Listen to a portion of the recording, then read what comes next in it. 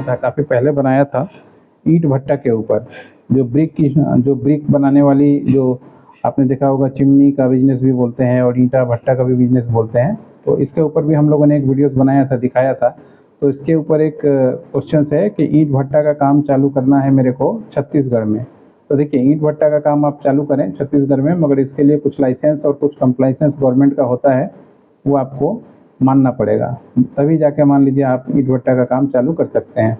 मैं एक एक करके आपको बता देता हूँ, ताकि मान लीजिए आपके लिए और बाकी लोगों के लिए भी ये सुविधा की चीज़ हो जाए, और जिसको भी चालू करना है वो अगर इस चैनल को देख रहा है या हमको सुन रहा है, तो वो भी अपना तैयारी कर ले। सबसे पहले आपको एक फॉर्म बनाना पड़ेगा, चाहे पार्टनरशिप फॉर्म हो, चाहे प्राइवेट लिमिटेड फॉर्म हो, चाहे सॉप एक्ट के थ्रू बनाएं, ये आपको बनाना पड़ेगा। इसमें आपका आधार कार्ड, पैन कार्ड और कंपनी का नाम, ये सारा कुछ देना पड़ता है कि किस तरीके से आप काम कर पाइएगा।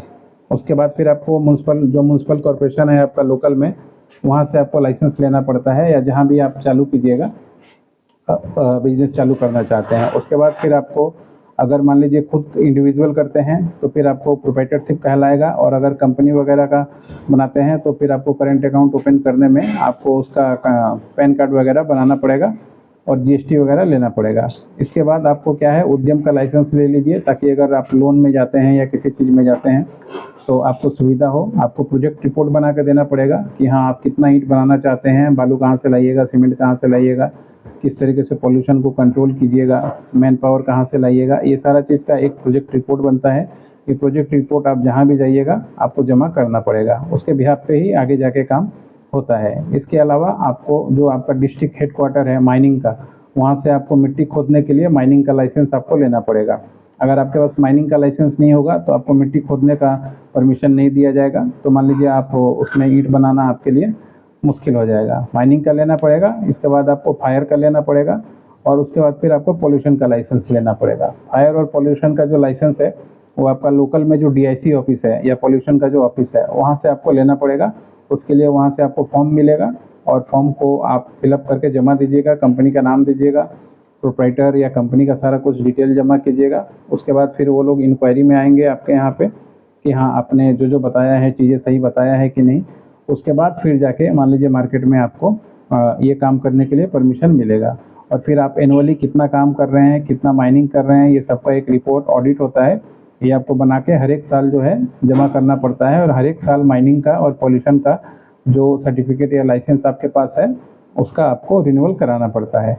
ये सारी चीज़ें करनी पड़ती हैं आपको। उसके बाद आप चाहें तो जो भी आप ईंट का नाम रखे हैं उसको ट्रेडमार्क भी करवा सकते हैं, ताकि उस नाम से कोई और ईंट ना बना पाए, या मान लीजिए कोई आपका डुप्लीकेट ना करे या ब्रांड चोरी ना करे। ये सारा चीज़ अगर आप करते हैं, भारत के किसी भी शहर में आप हैं, चाहे छत्तीसगढ़ में हो, चाहे मान लीजिए कहीं भी हो, तो आप आराम से अपना ईंट भट्टे का बिजनेस चालू कर सकते हैं। और ये एक कैपिटल इंसेंटिव बिजनेस है, इसमें कम से कम आपके पास 2-3 करोड़ रुपए होना चाहिए, तभी आप ये काम चालू करें। इसमें आपको कोयला मंगाना पड़ेगा एडवांस में, लेबर मंगाना पड़ेगा एडवांस में, मिट्टी जहाँ से काटिएगा उसका पैसा देना पड़ेगा एडवांस में, और ईंट बेचते समय हो सके आपको उधार में बेचना पड़ेगा।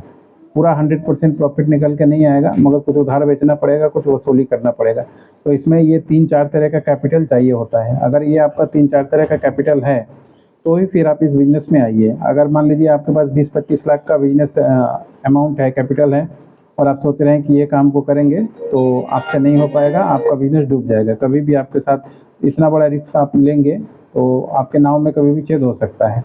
ये आपको सोचने वाली बात है। ये सारा चीज़ सोच के ही फिर आप इस बिज़नेस में आइए तो अच्छा रहेगा। बाकी आशा करता हूँ मैं इसका लिंक भेज दूँगा वीडियो का, ताकि आप भी इस चीज़ को देख पाइएगा, पॉइंट को समझ पाइएगा, काम कर पाइएगा छत्तीसगढ़ में ये जो काम करना चाहते थे। देखिए, ये हमारा काम है कि आपको सही जानकारी दी जाए।